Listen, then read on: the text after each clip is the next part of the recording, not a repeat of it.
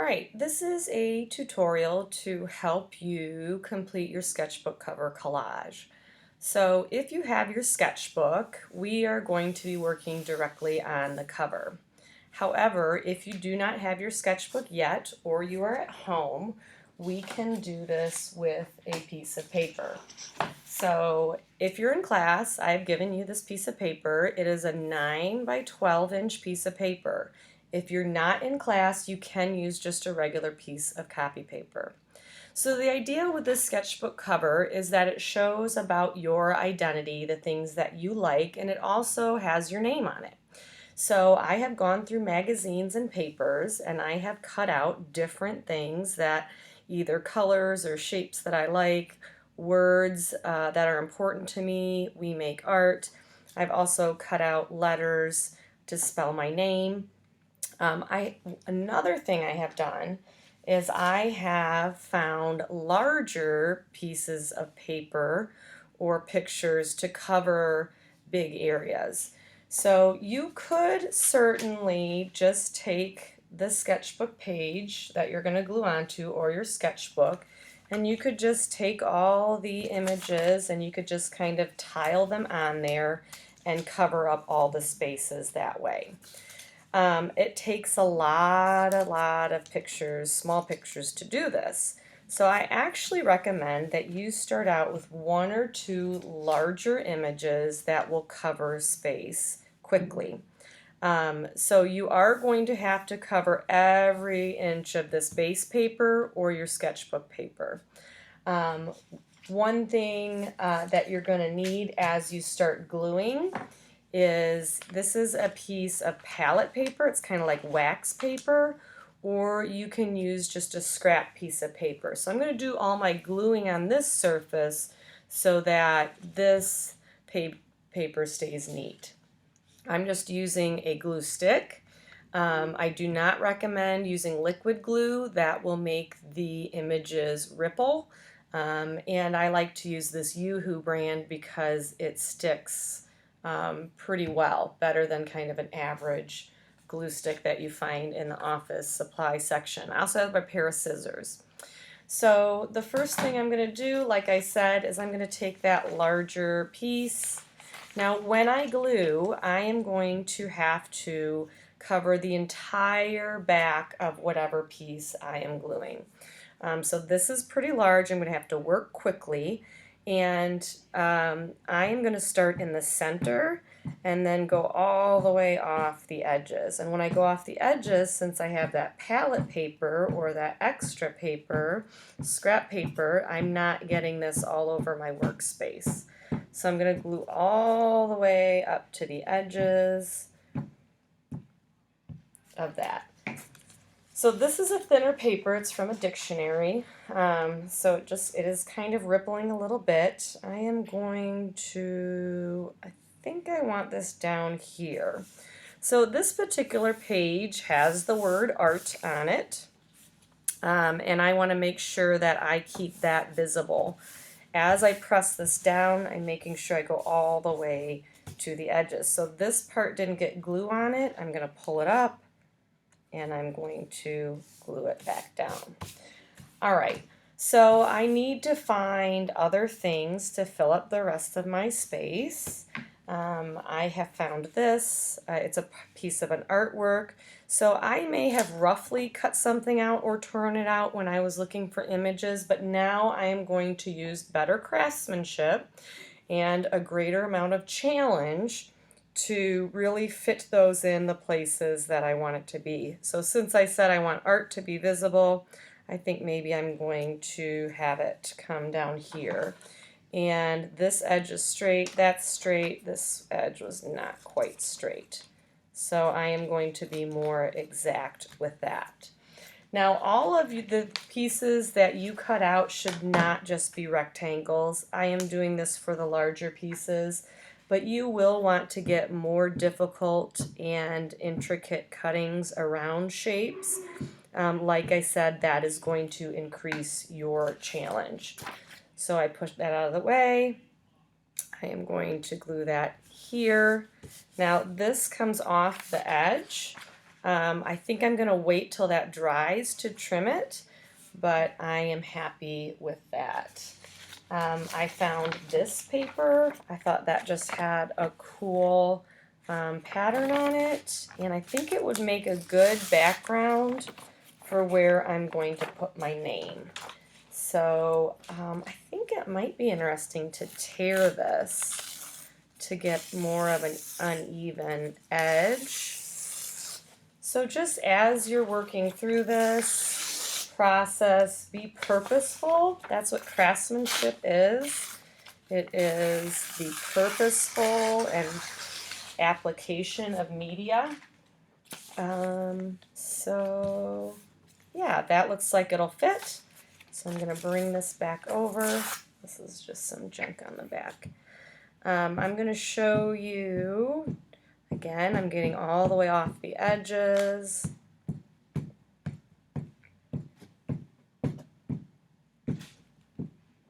And applying a nice layer. I think I like this torn edge a little bit better there. All right, again, this goes off the edge. I'm going to wait till later to trim that. All right, so you do have to have your name on here somewhere, and it needs to be legible. So that's why I chose this strip of paper. And I'm hoping the letters that I picked out are not too big. I might have to do some a little bit better trimming in order to make that all fit on there. Looks like I don't have a D. So I actually just cut this out because I thought it was interesting pattern.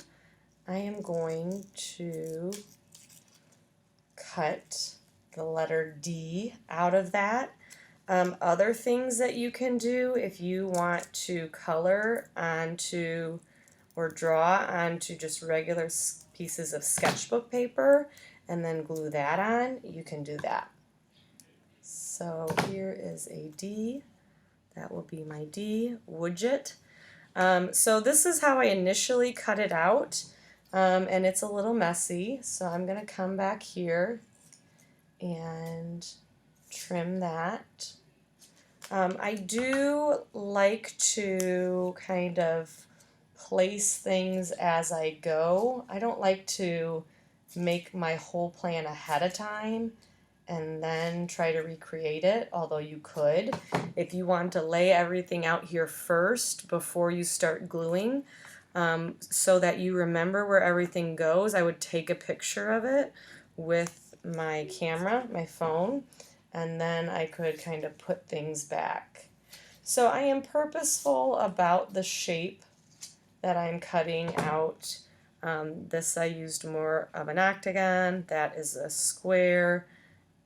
So this is what I'm keeping in mind as far as craftsmanship, but also for the amount of challenge.